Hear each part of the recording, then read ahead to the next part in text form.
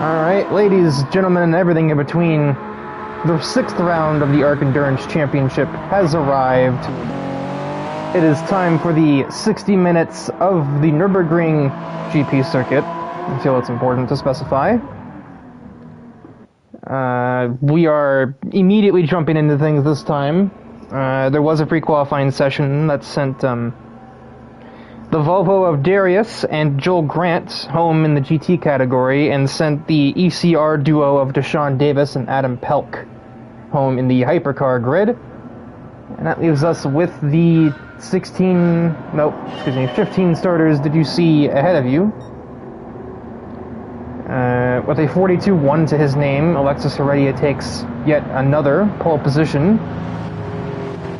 Still the 671 car. He put a number board on it, but he still has 2 different numbers.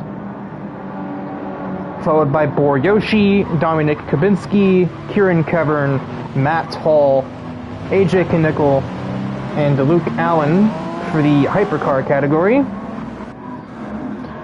Jonas Itkonen, Scott Frederick, Holden Horn, a new driver whom I currently only know as Preston, making his debut in the 2nd ECR Corvette. Stefan Robichaud, Marcus Snow, the original ECR Corvette of Ayrton Frederick, and Logan Cool rounds out the grid, making his 2nd start in 6 attempts. I believe 6. 5 or 6.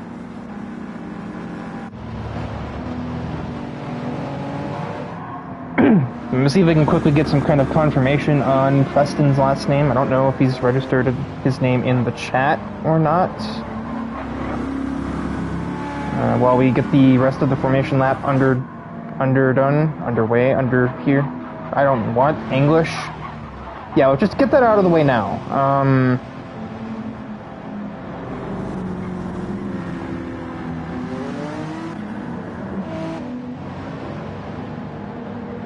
Okay, we don't seem to be getting... I don't seem to have any kind of indication of his actual full name, so it's just we've gone from Darius in the Volvo to Preston in the Corvette. Yeah, number 23 for ECR, fittingly matching the 2 of Frederick, and I could have sworn the 3 was I think one of the prototypes for ECR. I think Adam runs the 3. No, I don't think so. The grid has formed up too wide as we enter the final sector of the circuit. 60 minutes here in one of the more sort of well-rounded tracks on the calendar, I tend to say. There is nothing that stands out about it, like, oh, you know, you need a ton of top speed, or you need a ton of cornering grip, or, you know, no, there's no obvious trait to the circuit. Unlike its sister course just to the north over there, well, behind the camera. It's not necessarily say it's a boring track, it's just that it doesn't have any standout, you know, qualities that you, like, draw a circle around or check off on the list or anything, you know. It is a racetrack like many others, but unlike some. So there's no real, like, Van Wys? Or Van Wy? Or is that Van Wys?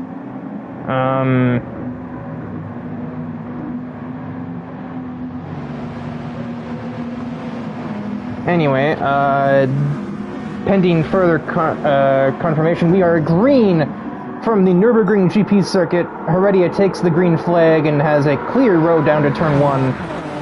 It'll be instead a contest between Kubinski trying to take the 2nd spot away from Boryoshi. Down the inside goes the 72 machine.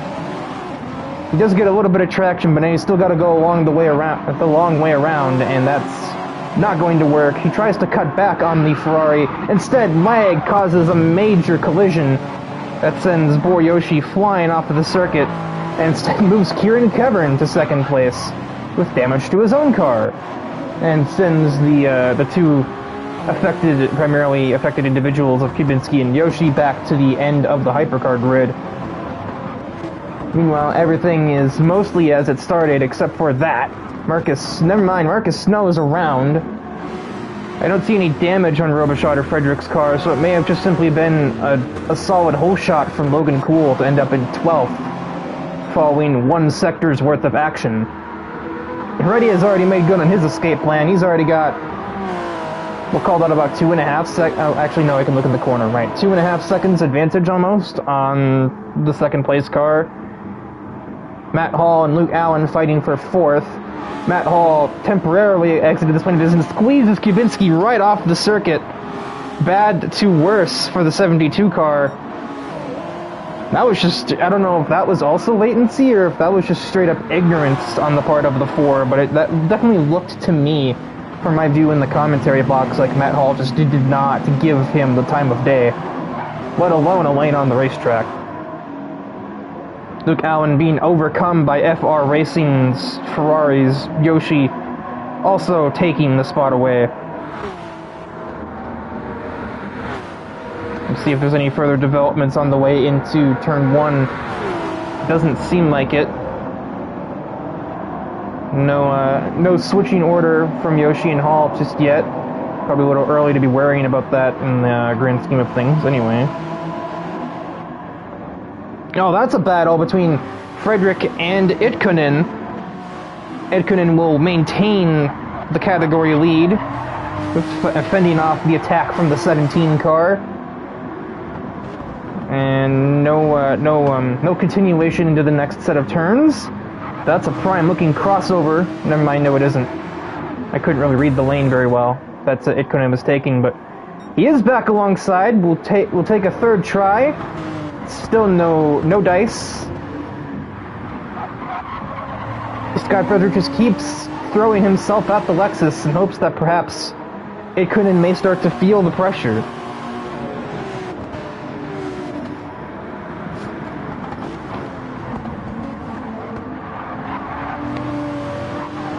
Differing lines through the hairpin at the bottom of the track, but all is basically squared away by the time that they get to the Schumacher S's. Luke Allen has been overtaken by Kubinski as well, demoting him to last. The two Ferraris might go at it. Nope, Matt Hall will now orchestrate the switch. I don't know if we're throwing orchestrated switch as much as it is Matt Hall just trying not to get in the way, but regardless, the Ferraris have swapped places. Robichaud putting Logan Cool under pressure for 12th place overall, or for 5th in class. The 83's not just going to give it up simply, he never does. So long as he is allowed to battle, he will battle, and sometimes when he's not allowed to.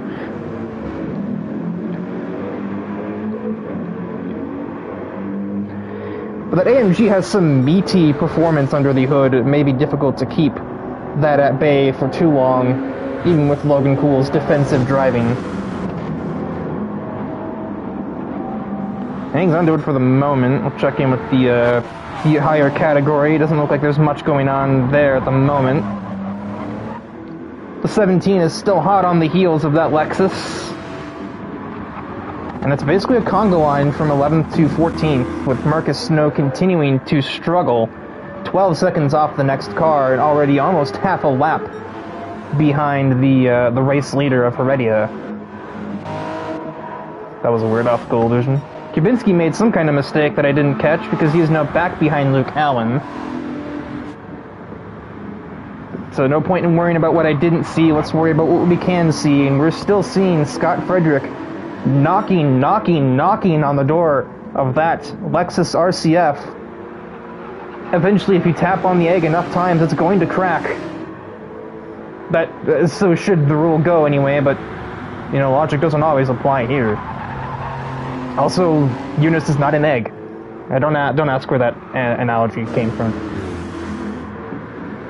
It has gone from Logan being under attack from Robichaud to Logan now trying to attack Preston Van Y. I need some pronunciation if it's like we, like W-E-E or W-H-Y, in the Corvette, Logan will go down the inside. That is quite late on the brakes. He gets it stopped. The lighter Honda has one benefit. It is very good on brakes. Calculated send. Will Preston Van Wise have a response? No, at least not into the final turn, but maybe he has the better traction on the way out of it. He does have the better traction. They start side drafting. I don't really know how much that does in this game, but sometimes a placebo effect is all you need. More late braking from the 83 car. Gets it stopped. Maybe that was early braking from the 23. It's not entirely sure. Or I'm not entirely sure, excuse me. What was that? Was that some kind of malfunction in the controller or wheel? Or was there contact there? That just looked like Preston just turned right. But I don't really think that that's what happened. I think there may have been contact. Either way, here comes Robichaud down the inside of the 83. Contact is made. Logan just kind of squeezed him on the curb, and that hurt the AMG's exit. But I think his time maybe at an end here, unless he has more aggressive braking up his sleeve at the hairpin here. He just very well might. He in fact does. Gets it mostly stopped. Gets a bump from the Canadian driver, but it doesn't really seem to displace the NSX any. Now, Cavern has a penalty, but that's not going to be a major consequence just yet. Allen's still a relatively safe distance away from Kubinski at the moment. Cool still trying to keep the Vision 47 AMG away. He's got a little bit of breathing room for the moment, but it's not going to last forever, I can assure you that.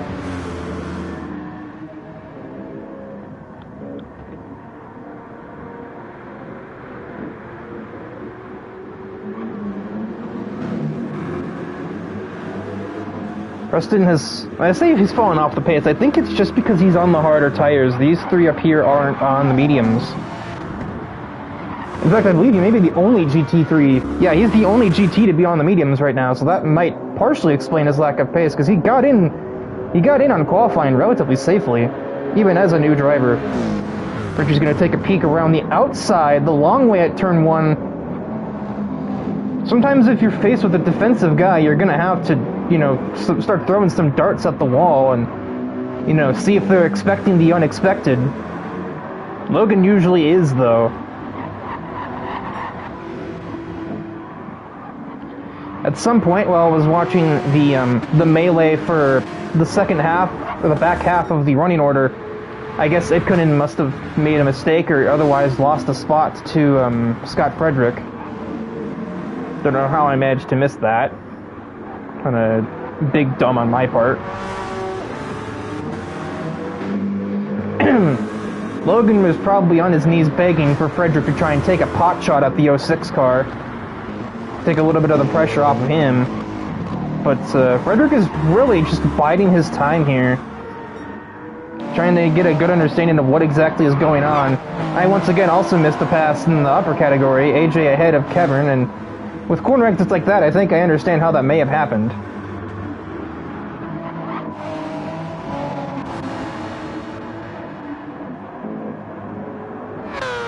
I wish I had a replay button. I really do. Like actual motorsports broadcasts. I have to try and catch everything as a single pair of eyes watching 15 people, so forgive me if I can't catch literally everything.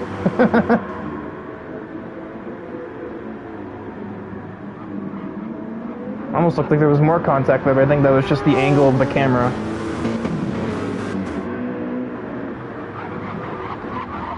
That was also nearly contact, but this is just close quarters fighting between these three GTs. America versus Europe versus Japan, and also America kind of in the background.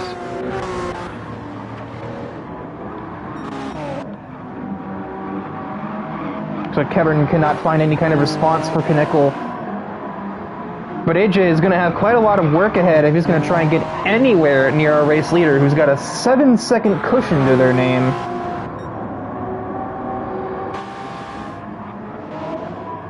It's going to be quite tough to surmount that. Robichaud must have had something go wrong. The minute I look away, something transpires during this battle where nothing was happening when I was looking here. I hate my luck sometimes, I really do. Now Robichaud makes a mistake while I'm not watching. Ayrton Frederick gets into 12th overall. And now it is the 2 cars' turn to try and take some shots at the 83.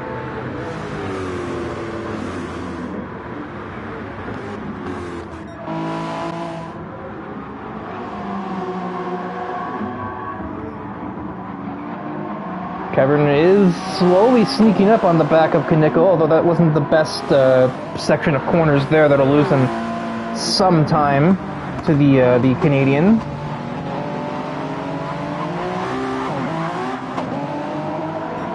Very sideways, pushing his limits on traction on the way out of the stadium section. I thought I think he was gonna go wide up the S's there. I'm not gonna lie.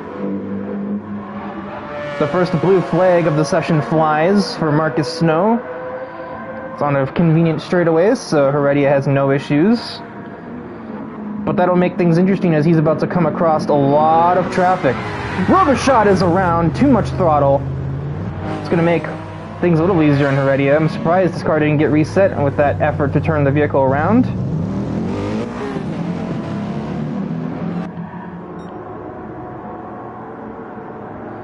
We'll see if, at all, how the appearance of Heredia will affect the battle for 11th here. Logan a little unsteady under the braking, but he's still getting it stopped, and getting it stopped better than his competitors. His braking abilities have been what has saved him, as Heredia will get through the battle without affecting its outcome any.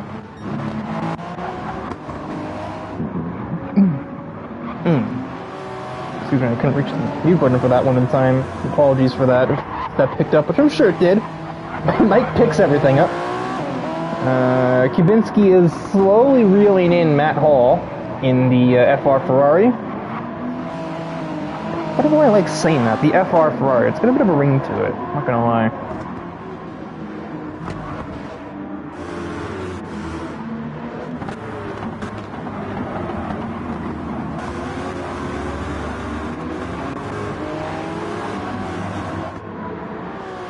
AJ has to make his way through. He will barely sneak by Frederick, although that's going to lose him a heap of time heading up the Schumacher S's. Although Logan Cool has a much better experience with the passing leader.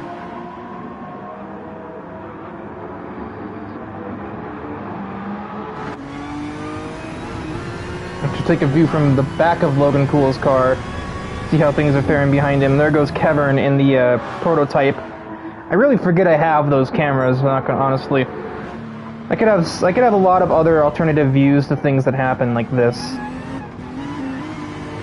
And see what Logan Cool sees in his mirrors. An FR Ferrari that wants to put him a lap down, and a pair of Corvettes that are really running nose to tail back there.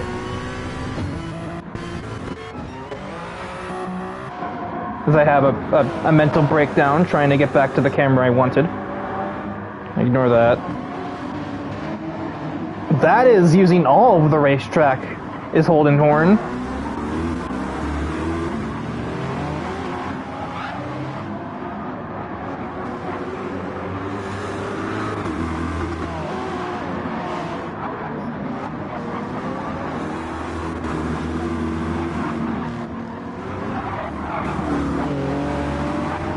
There goes Matt Hall on the debut win driver.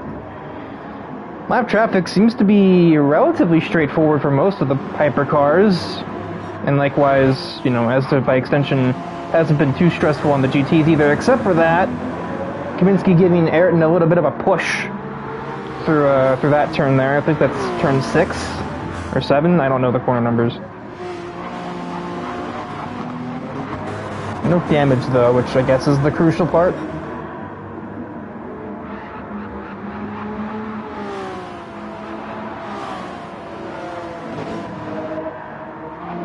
Here I was thinking that the approaching lapped cars would bring the competing GTs closer together, but it's actually had much the opposite effect. It's allowed Logan to get some breathing room for the first time in a handful of laps.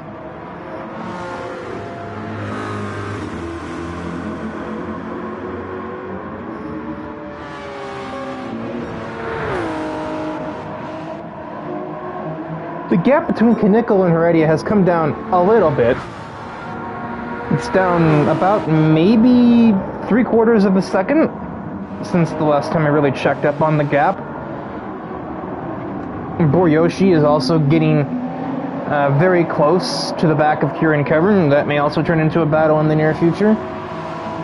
Yoshi seems to be a little more confident in this section of the track based on the way he's attacking it. It does seem like front tire wear is sort of becoming a factor here, though. For the prototypes, for sure. Except for Luke Allen, who's on mediums, but he's currently getting forced off by an ECR Corvette, who himself is back on the rear of Logan Cool. Luke Allen's just gonna shove his way past the 83 car. He is tired of waiting for this battle. I think I just saw Logan flash his headlights in disapproval, as that's left him to be alone with the C7Rs.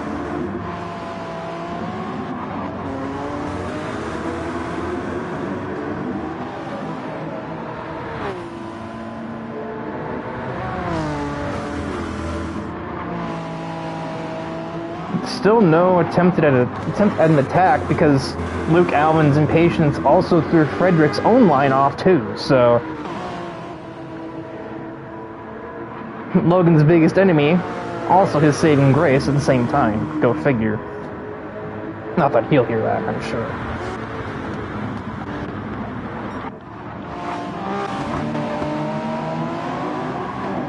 Matt Hall is also now under threat from Kubinski, like majorly.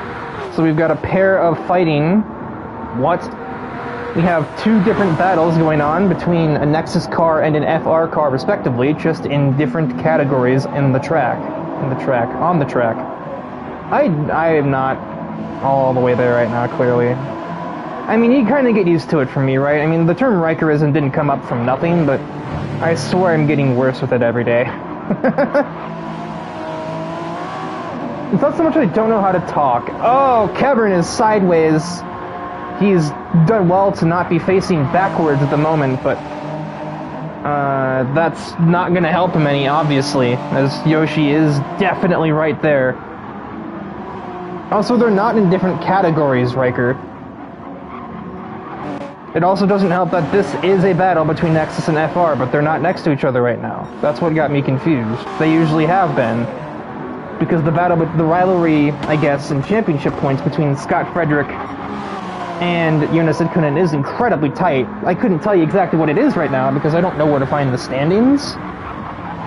And I know, yeah, amateur move, I probably should have asked, but I was too busy in the bathroom before the race started to do that, and I couldn't ask in the middle of qualifying, so it's only 90% my fault, okay?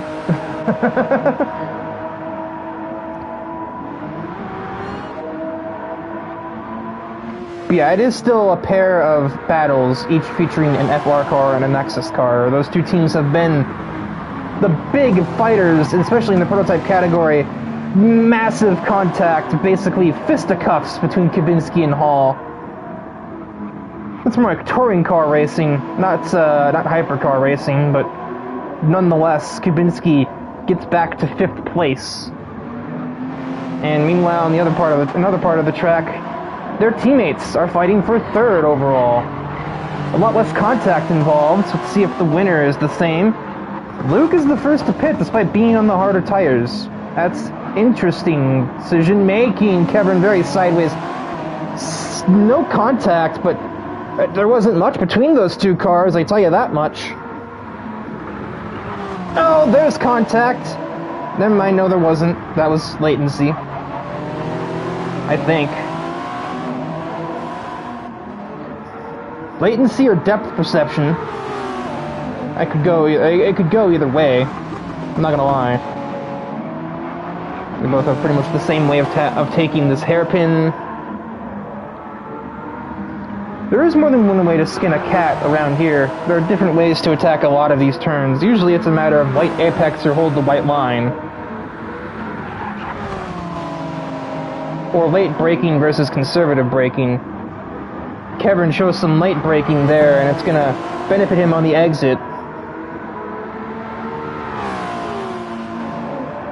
but it will not be gaining him much time. Yoshi's going to make up the difference in traction with some slipstream. What? Oh, Robot, we're all in a line now. All 5 of the back markers, so to speak, except for Aaron Frederick. He's made a mistake, I guess. I didn't see that, but Marcus Snow joins the party in his stead. Robichaud is back, and I think locking the brakes there? No, I think that was just a weird visual effect. He's alongside Logan Cool, but this is not a place you want to be too wide. And so Robichaud will wisely back out and live another day. And Logan was prepared to adjust his line for that. He thought he was going to stay there. He'll try the long way around at the next corner. Logan runs himself out of racetrack, nearly pushes Preston Van Wise off the circuit. That is a literal conga line heading down towards the chicane at the end of the circuit. Logan, Preston, Stefan, Marcus.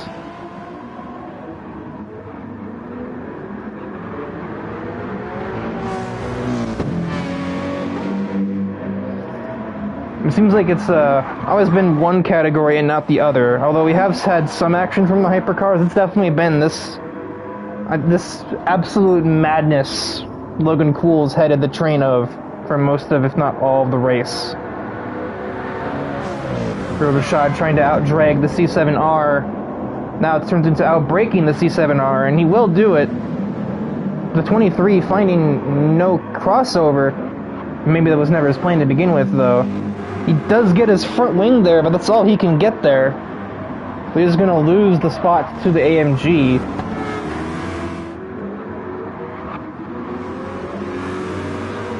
But he's going to remain very close. Way too close. They're bump drafting. They're soon going to have to start working together to try and find a way ahead of this Honda. Daytona, let's go away type beat.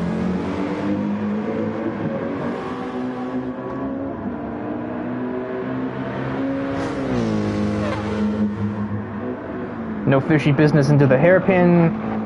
Logan is running the high lane like it's Dover. That's going to cost him. They make contact. Robichaud is sideways from said contact. I don't really know exactly what happened there. It just kind of looked like Robichaud understeered and physics took over, but that's only what I could see from the one camera angle, so I can't exactly be the gospel word on that. Maybe Logan moved over. I couldn't see from this camera angle. I don't see why you would have, though. Now it is Preston's turn to take the fight to the 83, who's hung on to 11th overall for many minutes, stubbornly, diligently proving himself to be the hardest car to pass. Even Luke Allen can attest, and he's not even in the same category. He's had a hard time passing him today.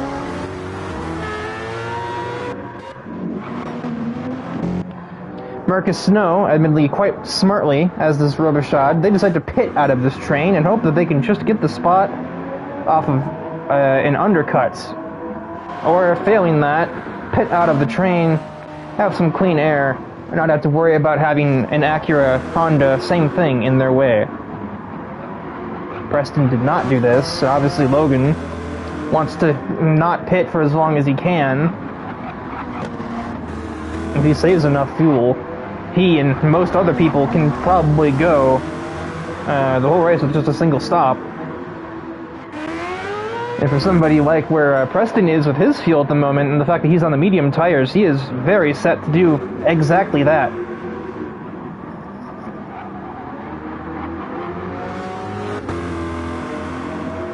You got lappers behind. No, wait, they're the lappers, excuse me. They have the leaders behind. I'm not exactly sure who it would be. Waiting for the fake rear camera to, oh, that's Heredia. Yeah, that makes sense. Yeah, that's the first guy that's gotten here. Of course it's the leader.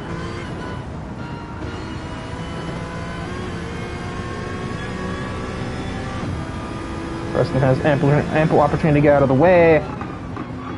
Logan Cool, well, has to sit through a corner, but that's not going to be the worst thing ever. You could almost taste some slipstream too, but it's not going to really help him any. What is going to help him is Preston kicking up some dirt on the way out of the turn, but he is short shifting. I don't think he's really concerned with getting around Logan Cool, even if he had a chance.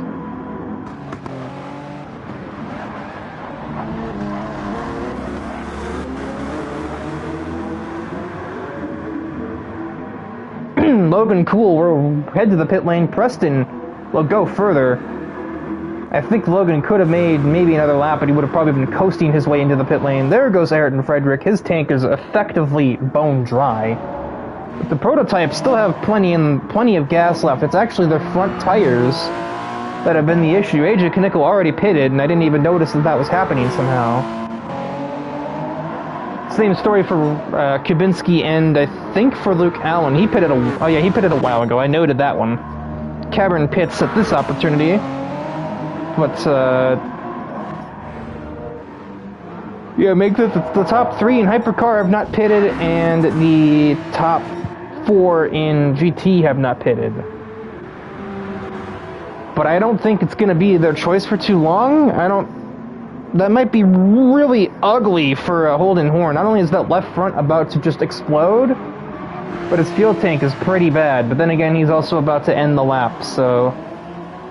Eunice could definitely go another lap or 2 on that tank, but I don't know if he dares let his left front do that. His left front. And he will not. He will pit. Holden Horn's left front is even worse. Apparently I'm a dum-dum. Scott Frederick has already pitted. He just came out in front of Preston by a lot.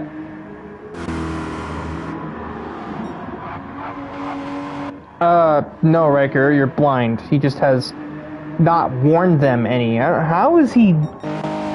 I know they're mediums, they don't wear that much, but how have they just not worn it at all?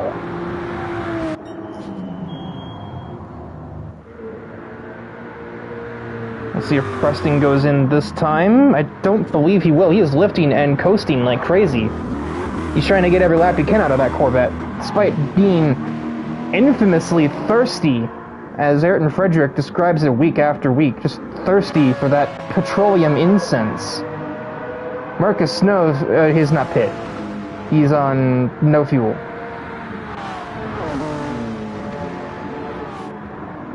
Logan Cool remained ahead of Stefan Robichaud. Wait, he did pit. He didn't take gas? Did he just do the thing where he's just going to run the mandatory 1 lap on mediums? I could have sworn we were talking about a rule change to not allow that. There's a yellow flag. Oh, Marcus Snow has bought it on the way into the pits. He just consumed that pit wall. Everyone's done that at least once. Ayrton Frederick has completely whiffed the chicane. Chaos all across the GT field, and they're not even fighting now. Well, Stefan and Logan are about to be, but... everything is super spread out. This is a really weird pit cycle. Kubinski's attempting to lap Logan. There he goes. What was the camera doing there? Did anyone else catch that? I wasn't really looking at it for too long. Looks like Boryoshi will be the last driver to make his pit stop in the hypercar category, except for his teammate, I just got confused again because Heredia came out in front of him. I think he can afford to lose a touch of time. Matt Hall, if you can bother Heredia, it's not really going to do much for him, but it's going to help the others in the race, and that contact is the start of something.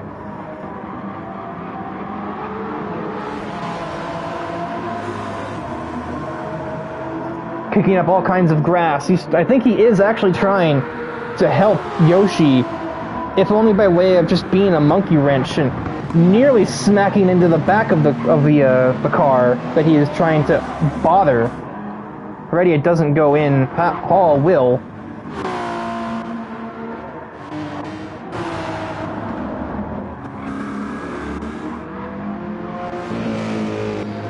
And then we revert our attention back to the battle for net 11th, once Preston does eventually succumb to his lack of fuel. He's managed to push that tank for 17 laps, assuming he can make it around. Bit sideways from the 83.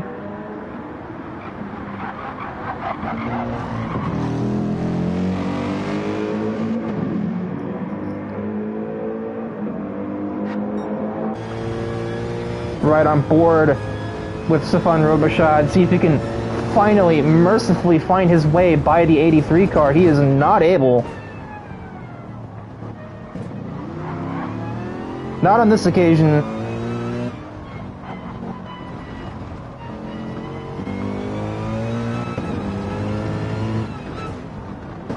More realistic onboard camera that you'd see in an actual GT car. They've got a lapper in their mirrors too. I can't move the camera. It is Luke Allen.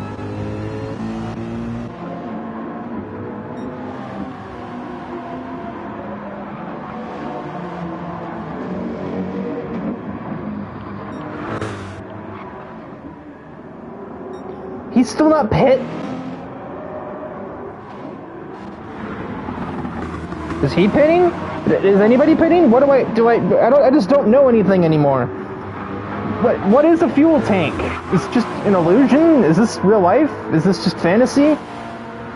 That's been being lapped by, I think, both Nexus cars in one go. They are actually near each other on the track on merit. Yoshi's fuel tank has finally given up. 19 full laps later, he will accept that his fuel tank has been drained. We'll see if Preston... Yeah, he will also do the same thing. Another possible shot from Robichaud. He sticks his splitter there. That forces Logan to move over. He is done waiting. Even though if it took a little bit of contact, Logan is not ready to let it go. That's an interesting line through the chicane, and I think that your time in the sun is over, my friend.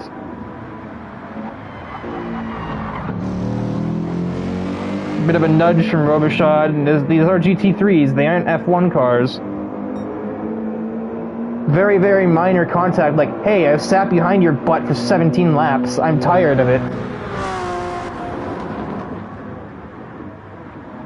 That is a send and a half. That is a curb and a half. The Acura doesn't like... The Honda, whatever. The NSX doesn't like that. But it's gotten him back within striking distance. Logan Coolstein red now. He absolutely is. I know this all too well. He's done it to me before.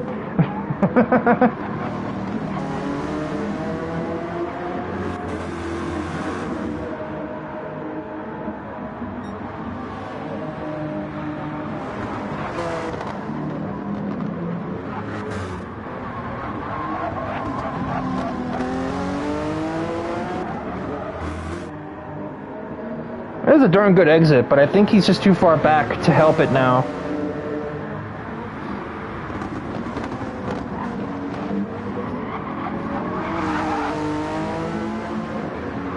No, never mind. That was a strong hairpin. It's really dead even at the moment. Oh, there, finally. The 17 admits defeat, admits an empty fuel tank. He's going to be on his way out of the pits. 10th. Safely in 10th. The nearest car is a minute behind him. That is a grass. That is some grass on the tires. That is a spin for Logan Cool, and his chances at 11th overall have dissipated, at least for now, barring any unforeseen occurrences. See if Preston can take an attempt. He has not refilled the entire gas tank. He saved so much he didn't need a full tank to get to the end from there. And I guess that all along was a strategy. He's basically on a pseudo-qualifying trim at the moment. I expect to see that 23 car absolutely ignite the lap time charts in about 1 minute and 58 seconds. I'm actually right on board with him. I feel like we're going to see a heck of a run from the new driver here.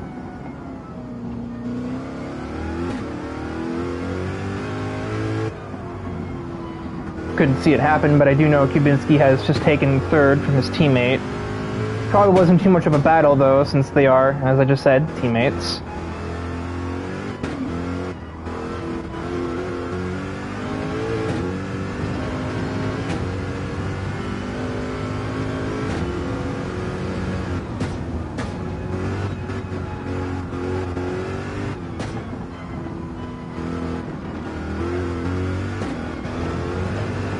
That's a lot on exit.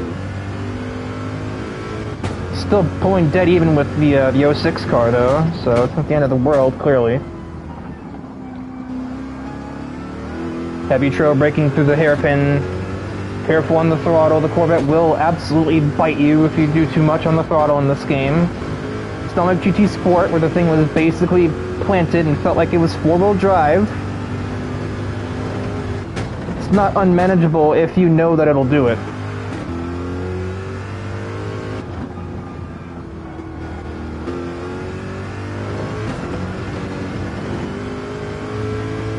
Eight tenths up nearly on whatever his previous best lap was.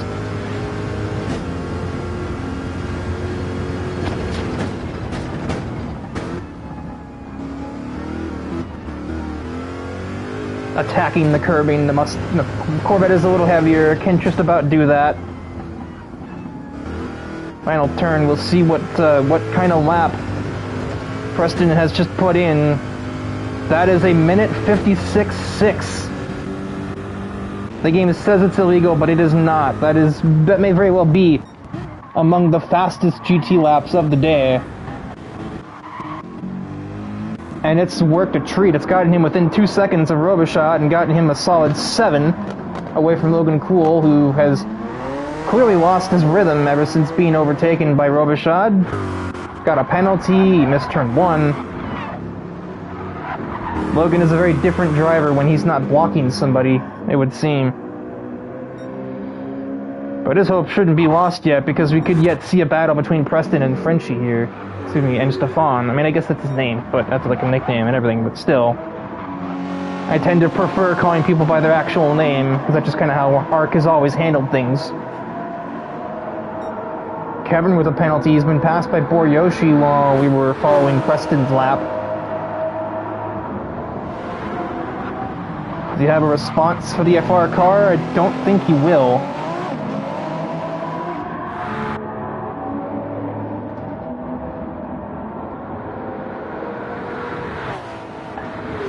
The two Nexus cars are near each other. I don't know if that'll turn into anything.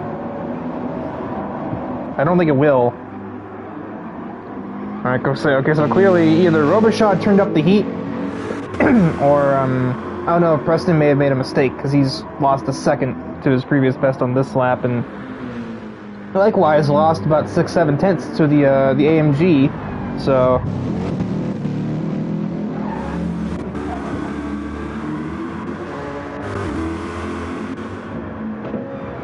But Robichaud is on the medium tires at the moment. Preston is the only GT car except for Scott Frederick, and that guy is in another county at this point as far as he should be concerned. Who has, and Marcus Snow, but again, same thing applies, different zip code. The only vehicle around him with soft tires on, so he's going to have a pace advantage over Robichaud in that regard. Plus, he will. Now he has actually more fuel in the car than Robichaud does, which I find funny. He went longer to put less fuel in, and strategically, that still meant that he still had more fuel in the car than Robichaud did, so he's apparently underfueled, or Preston's still overfueled. I'm not sure exactly which. I tend to lean underfueled AMG, if only because there's no way Preston calculated it like that and still got it wrong. I just tend to put the ball in the court of the one who was less calculated, so to speak.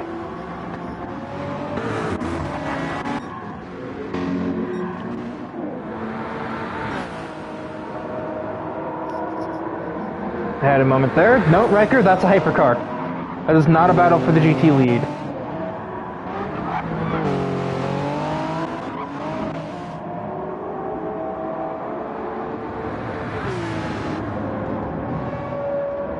Now, 55 flat for Scott Frederick. That'll drive him right away from his teammate.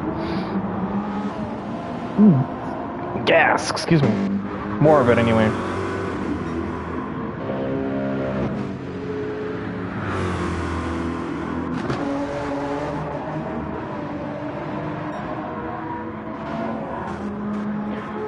God, Dominic has been just racking up the miles on that car. Don't you need a new chassis by this point? Same with his teammate. How many practice sessions have these two done? Oh my God.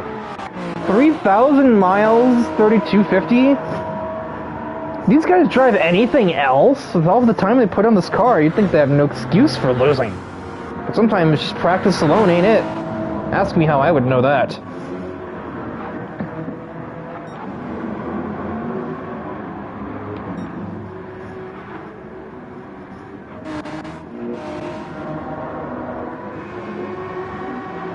Marcus Snow is the most traveled with his GT, 1830 on that thing, but I know he's used this car more than once in his our career, so that does check out. I think this is his second, maybe even third time running this in a GT3 event. Or third season, I should say.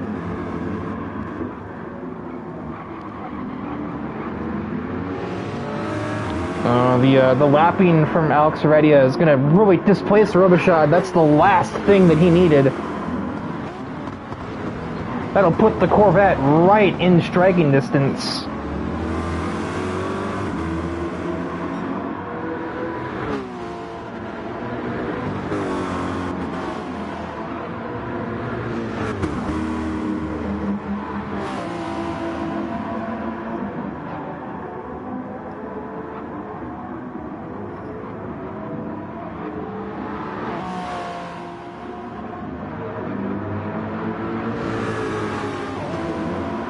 A scruffy exit. Here comes Knickel. He's gonna put the battle on ice, or they're just gonna go 3 wide through the kink. And here comes the 23 car with a decent shot, but he'll instead just refrain. Oh, Robichaud might overtake himself, and by that I mean the rear of his car will pass the front if he's not careful. AMG and Corvette, 2 cars that really don't like it if you get on the gas too early. Those V8 engines, they'll do a lot for you, but that can also mean spinning you out if you're not paying attention.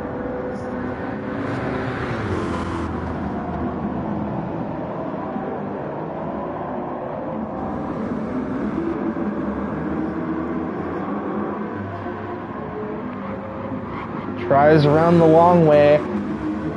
Robichaud cuts him the brake. I don't even know if he was fully alongside. I don't know if he necessarily needed to do that, but he couldn't get anything manufactured there. That is a lot of sideways action from Robichaud, and a bit of grass kicked up too. Clearly the track limits are just non-existent there. He's doing more lift coasting? Really? I guess if he's got Robichaud slipstream right now, he might as well use it. He can push the fuel in the last 5 minutes or so of the race, I suppose. Another blue flag looming in the distance. That is Kabinski. I'm apparently blind and didn't notice when... No, wait, no, I did notice when AJ passed him. Am I, like, getting dementia or something? I swear to God. Anyway, here comes the Polish driver.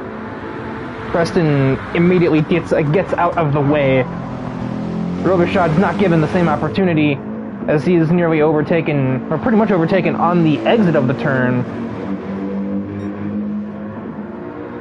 They're both pushing it directly to the limit in these cars. Every single corner exit, I swear, I'm seeing them pick up some grass or some sand. Let's test the limits of their braking distances, shall we? Down the inside, a huge braking advantage goes to the Corvette. And Preston will finally inch his way into 11th overall. Moves aside for Boriyoshi. It's not necessarily a requirement. Obviously, it is an act of goodwill to not block the prototype if you don't have to. But ultimately, it is the prototype's job to get around without issue as opposed to the other way around. Is that all that we wrote for Robichaud? Is he condemned to 12th? With just over 10 minutes left, about 11 and a half to go. Now Logan Cool might soon be under threat from Eric and Frederick again. Logan's laps have been all over the place. He ran a 59 at some point. But a 2.5, a 1.1, 1.2, 2.4.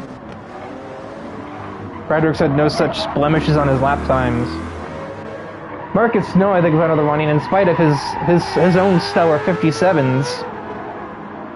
But being 12 seconds back from the next car, even if Logan does keep Frederick behind for a while, which he may very well do, you know, I know who I'm talking about here, but even still.